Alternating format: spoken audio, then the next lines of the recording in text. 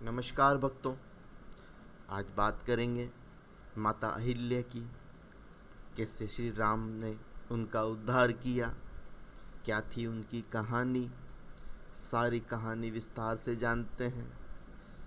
तो शुरू करते हैं। कौन थी माता अहिल्या, कैसे और क्यों बन गई वो पत्थर की मूर्ति।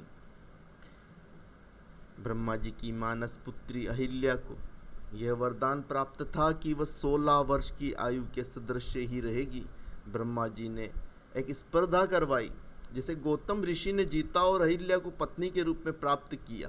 अहिल्या के रूप की चर्चा तीनों लोकों में थी। अपने रूप, गुण, सौंदर्य और पतिव्रत धर्म के पालन के कारण ही वह भक्तों के मन में बसी हुई है। देवराज इंद्र ने जब अहिल्या के बारे में सुना तो उन्होंने सूर्य देव से उसकी सुंदरता के बारे में पूछा। सूर्य देव ने इंद्रदेव की भावना को भांप कर अपनी असमर्थता जताई। तब इंद्र ने चंद्रमा से पूछा तो उसने कहा कि अहिल्या से अधिक रूपमती, गुणवान और पतिव्रता स्त्री इस सारी सृष्टि में कोई और नहीं है। ऐसा सुनकर इंद्र ने छल रूप से अहिल्या को पाने का प्रयास करते हुए चंद्रमा की सहायता ली। योजना बनाई कि जब ऋषि गौतम प्रातः ब्रह्म मुहूर्त में गंगा स्नान को जाते हैं, वही समय अहिल्या को पाने के लिए सही रहेगा। इंद्र ने चंद्रमा को अपने काम में साथ देने के लिए राजी किया। उन्हें ऋषि के आश्रम के ऊपर ही टिके रहने के लिए कहा, ताकि जब वह किसी को आश्रम की ओर आता देखे तो वह आश्रम के ऊपर से हट जाए, क्योंकि चंद्रमा के हटने पर किसी को शक नहीं होता। तथा इंद्र को ऋषि के आने की सूचना भी चंद्रमा के इस संकेत से मिल जाएगी। अहिल्या को पाने की लालसा से आधी रात को ही इंद्र ने मुर्गा बनकर बाग लगाई और ऋषि गौतम ने सोचा कि प्रातः हो गई है। यह सोचकर गंगा स्नान के लिए वो आश्रम से निकल गए। तब इंद्र ने झट से ऋषि गौतम का वेश बनाया और आश्रम में जाने लगे। तो अहिल्या ने अपने तपोबल के प्रभाव से इंद्र को पहचान लिया और कहा कि यदि मेरे पति हो तो आश्रम में आ जाओ। इंद्र की छल की लालसा को देखकर अहिल्या ने उसे श्राप दे दिया। दूसरी तरफ जब ऋषि गौतम ने गंगा स्नान करने के लिए कमंडल में जैसे ही जल भरा, गंगा मैया ने कहा कि भक्त अभी तो आधी रात ही हुई है। तो ऋषि वापस आश्रम की ओर चल पड़े। आश्रम के बाहर उन्होंने अपने ही वेश में इंद्र को अपने साथ टकरा कर जाते हुए देखा और छत पर चंद्रमा को पहरेदारी करते देखकर सारी स्थिति को वो भांप लिया। ऋषि पत्नी अहिल्या उनके जल्दी आश्रम में लौट आने की चिंता में जैसे ही बाहर आई तो ऋषि गौतम ने अहिल्या को शिला बन जाने का श्राप दे दिया और चंद्रमा को इंद्र का साथ देने के लिए उसे दाग होने और ग्रहण लगने का तत्काल श्राप दे दिया। इसके प्रभाव से अहिल्या आश्रम के बाहर एक पत्थर की शिला बन गई। देव ऋषि नारद ने जब गौतम को अहिल्या के बेकसूर होने के बारे में बताया तो उन्होंने कहा कि श्राप तो नहीं मिट सकता देव ऋषि, परंतु मैं अहिल्या को एक वरदान भी दे देता हूँ कि जब सूर्यवंशी भगवान श्री राम जब इस शिला के साथ अपने चरणों का स्पर्श करेंगे तो वह पूर्ववत हो जाएगी। धर्म ग्रंथों में चंद्रमा के कलंक लगने और ग्रहण लगने के बारे में भी अनेकों कथाएं मिलती है। मिथिला में राजा जनक के धनुष यज्ञ को दिखाने के लिए जब गुरु विश्वामित्र भगवान राम जी को साथ लेकर जा रहे थे तो महर्षि गौतम का आश्रम को देखकर प्रभु श्री राम बोलते हैं, आश्रम एक दीख मग माही, खग मृग जीव जंतु तहि नाही। पूछा मुनहि शिला प्रभु देखी, सकल कथा मुनि कहा विशेषी।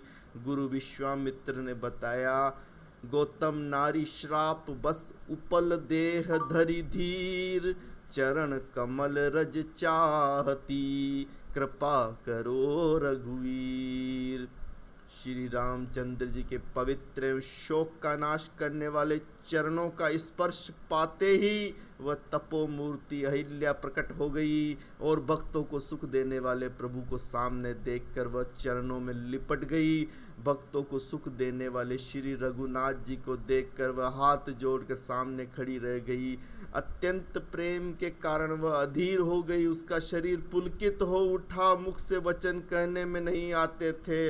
वह अत्यंत बड़भागिनी अहिल्या प्रभु के चरणों में लिपट गई और उसके दोनों नेत्रों से जल, प्रेम और आनंद के आंसुओं की जैसे धारा बहने लगी। उससे मन में धीरज धर कर प्रभु को पहचाना और श्री रघुनाथ जी की कृपा से भक्ति प्राप्त की। तब अत्यंत निर्मल वाणी से उसने इस प्रकार स्तुति प्रारंभ की, हे ज्ञान से सहज जानने योग्य श्री रघुनाथ जी, आपकी जय हो।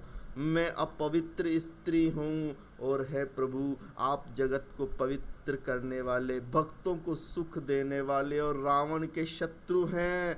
ऐसे है कमल नयन, है संसार के भय से छुड़ाने वाले, मैं आपकी शरण में आई हूँ, मेरी रक्षा कीजिए, मेरी रक्षा कीजिए। मुनि श्राप जो दीनाती, भल की ना परम अनुग्रह, देखूं बरिलोचन हरि, भवमोचन इति लाभ शंकर जाना। बिनती प्रभु मोरी में मति भोरी, नाथ नहु मांगऊं बर अर आना। पद कमल पराग रस अनुरागा, मम मन मधुप करहि पह पाना। मुनि ने जो मुझे श्राप दिया सो बहुत ही अच्छा किया, मैं उससे अत्यंत अनुग्रह मानती हूँ कि जिसके कारण मैंने संसार से छुड़ाने वाले श्री हरि को नेत्र भर कर देखा। इसी आपके दर्शन को शंकर जी सबसे बड़ा लाभ समझते हैं। हे प्रभु, मैं बुद्धि की बड़ी भोली हूँ, मेरी एक विनती है नाथ, मैं और कोई वर नहीं मांगती, केवल यही चाहती हूँ कि मेरा मन रूपी भोरा आपके चरण कमल की रज के प्रेम रूपी रस का सदा पान करता रहे। जेहि पद सुर सरिता परम, पुनिता प्रगट भई शिव शीस धरी। सोई पद पंकज जेहि पूजत, आज मम सिर धरे हूँ कृपाल हरि।